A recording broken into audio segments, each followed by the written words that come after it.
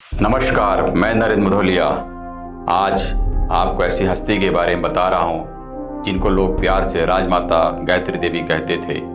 आइए बताते हैं बिहार में जन्मी, राजस्थान में ब्रिटिश हुकूमत के खिलाफ आवाज उठाने वाली राजमाता गायत्री देवी की कहानी। एक रानी जो सत्ता से बड़ी थी, राजमाता गायत्री देवी की इनसाइड स्टोरी। एक नाम जो इतिहास नहीं, प्रेरणा है। यह उस समय की बात है जब भारत ब्रिटिश हुकूमत के अधीन था। 23 मई सन 1919 में कूच बिहार के राजमहल में एक कन्या ने जन्म लिया जिसका नाम था गायत्री देवी।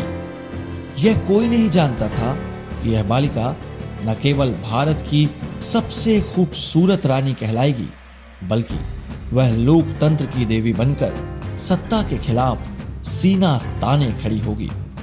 उनकी परवरिश केवल शाही रीति रिवाजों में नहीं हुई, बल्कि शिक्षा, संस्कृति और आधुनिक सोच के साथ हुई थी।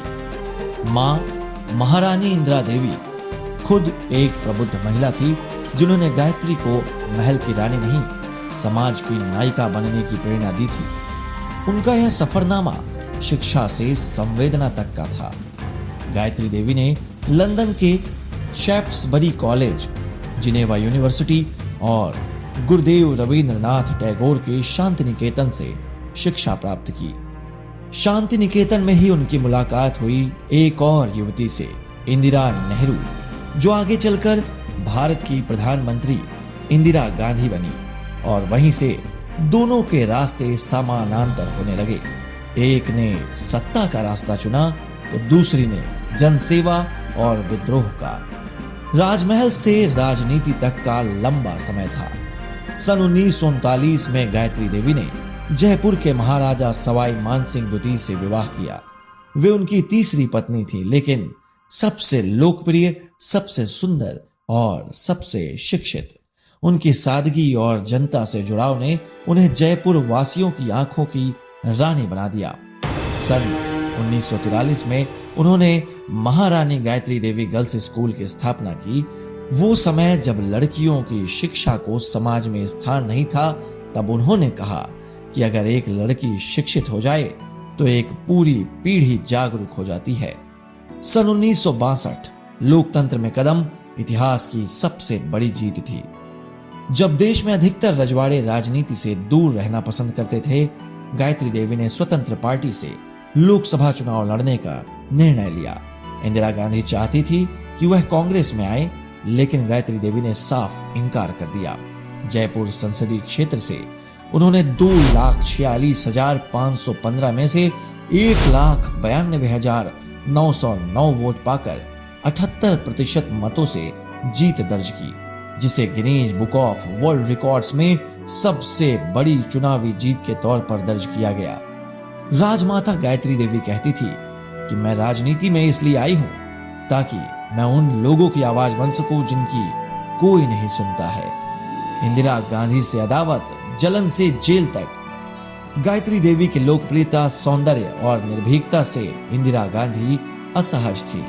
पत्रकार और लेखक खुशवंत सिंह ने अपनी किताब द हाउस ऑफ जयपुर में लिखा था, इंदिरा गांधी एक ऐसी महिला को कैसे बर्दाश्त कर सकती थीं जो उनसे ज्यादा सुंदर हो और संसद में उन्हें खुली चुनौती दे चुकी हो। इसी राजनीतिक खींचतान में इंदिरा गांधी ने गायत्री देवी को निशाने पर लेना शुरू कर दिया। उनके खिलाफ इनकम टैक्स रेड्स करवाई गई, संपत्ति की जांच हुई और फिर मौका मिला 1975 की इमरजेंसी में। तिहाड़ जेल की कैदी नंबर 1556। 3 सितंबर 1975 गायत्री देवी को तिहाड़ जेल भेज दिया गया। आरोप था देश की आंतरिक सुरक्षा के लिए खतरा। साथ ही ग्वालियर की राजमाता विजया राजे सिंधिया, जयप्रकाश नारायण, अटल बिहारी वाजपेयी और अन्य विपक्षी नेता भी बंद किए गए।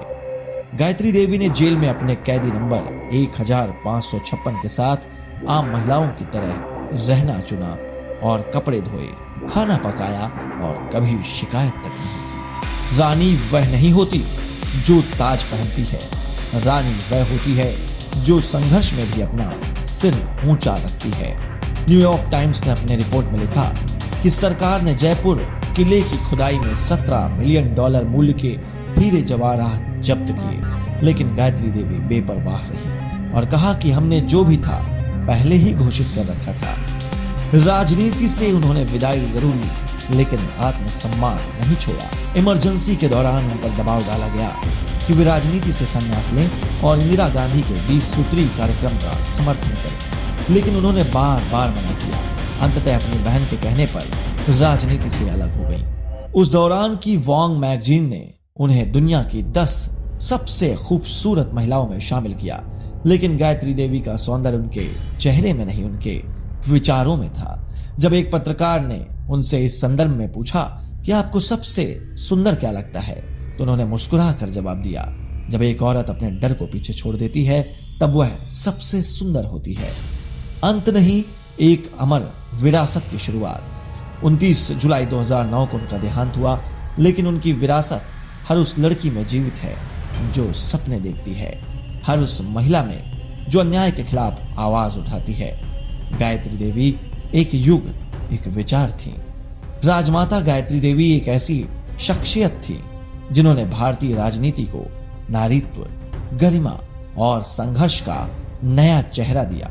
वे केवल जयपुर की महारानी नहीं, भारत की जनरानी थी। उन्होंने दिखाया कि अगर इरादे मजबूत हों तो महल की रानी भी जनता की आवाज बन सकती है और सत्ता को चुनौती दे सकती है। आपको कहानी कैसी लगी? अगर अच्छी लगी हो तो कमेंट करें, बिंद सत्ता को लाइक करें, सब्सक्राइब करें और फॉलो करें। धन्यवाद।